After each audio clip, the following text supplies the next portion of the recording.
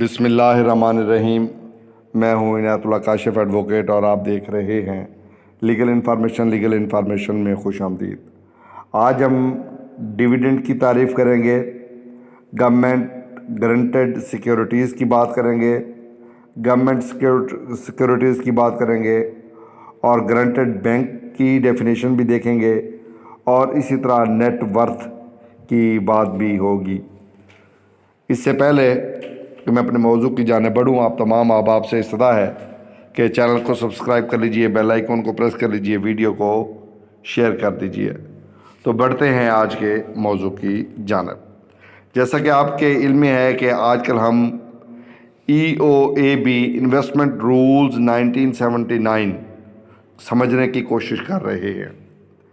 اس میں جو ریگولیشن 2 تھا اس کا ہم نے گزشتہ ویڈیو میں جائزہ لیا تھا A to F تک، اور آج ہم جائزہ لیں گے G سے K تک اور یہ سمجھنے کی کوشش کریں گے کہ یہ کیا چیزیں ہیں۔ اور سب سے پہلے ہم ڈسکس کرتے ہیں ڈیویڈنڈ کو۔ ڈیویڈنڈ کیا ہوتا ہے؟ Dividend means the distribution of profit in cash. Dividend سے مراد یہ ہے کہ منافع کی تقسیم کیش کی صورت میں among are of bonus share in lieu thereof to its shareholders by an authority, corporation, company or non-guaranteed bank۔ Dividend کا مطلب ہے کسی اتھارٹی، کارپوریشن، کمپنی یا نان گارنٹیڈ بینک کے ذریعے اس کے شیئر ہولڈرز کے درمیان یا اس کے بدلے بونس شیئرز کے منافع کی نقد رقم میں تقسیم۔ اور اگر ہم اس کی H کلاس کو دیکھیں تو گورنمنٹ گارنٹیڈ سیکیورٹیز سے کیا مراد ہے؟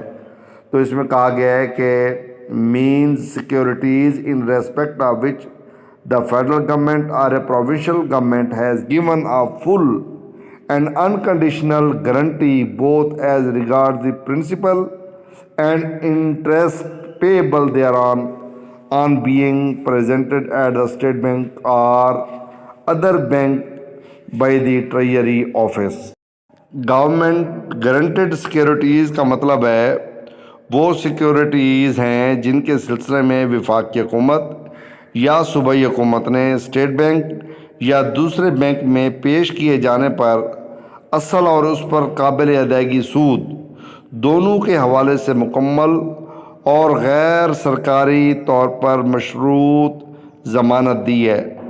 ٹریجری آفس سیکیورٹیز کا مطلب سرکاری سیکیورٹیز ہے، جیسا کہ یہ جو ایکٹ ہے سیکیورٹیز ایکٹ 1920 میں بیان کیا گیا ہے، اسی کے مطابق اس کو ڈیل کیا جائے گا۔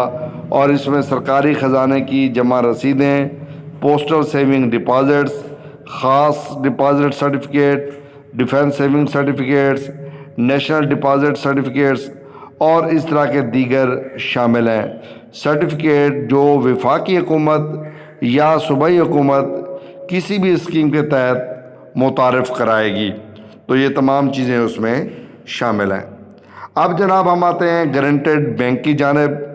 گارنٹیڈ بینک جو ہے has the same meaning as defined in clause 1 of the section 3 of the Bank Nationalization Act 1974۔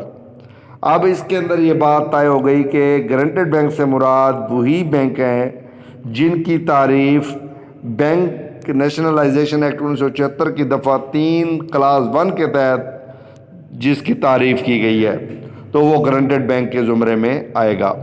اب ہم بات کریں گے نیٹ ورتھ کی کہ نیٹ ورتھ سے کیا مراد ہے۔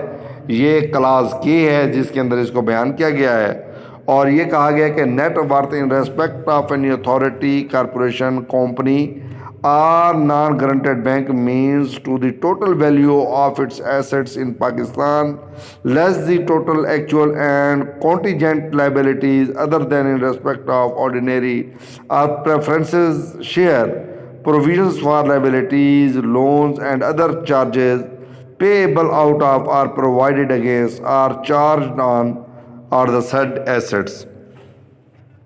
اب جناب اس کی جو تعریف کی گئی ہے وہ کہا گیا ہے کہ کسی بھی اتھارٹی، کارپوریشن، کمپنی یا نان گارنٹیڈ بینک کے سلسلے میں خالص مالیت کا مطلب پاکستان میں اس کے اثاثوں کی کل مالیت سے ہے جو کل اصل اور ہنگامی ذمہ داریوں سے کم ہے۔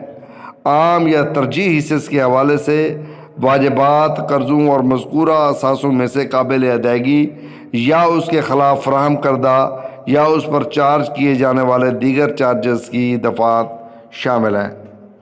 اگر آپ کا کوئی سوال ہو تو آپ سوال پوچھ سکتے ہیں، کر سکتے ہیں، ہم آپ کو جواب دیں گے۔ سوال آپ نے کرنا ہے کمنٹ باکس میں اور جواب انشاءاللہ آپ کو مل جائے گا۔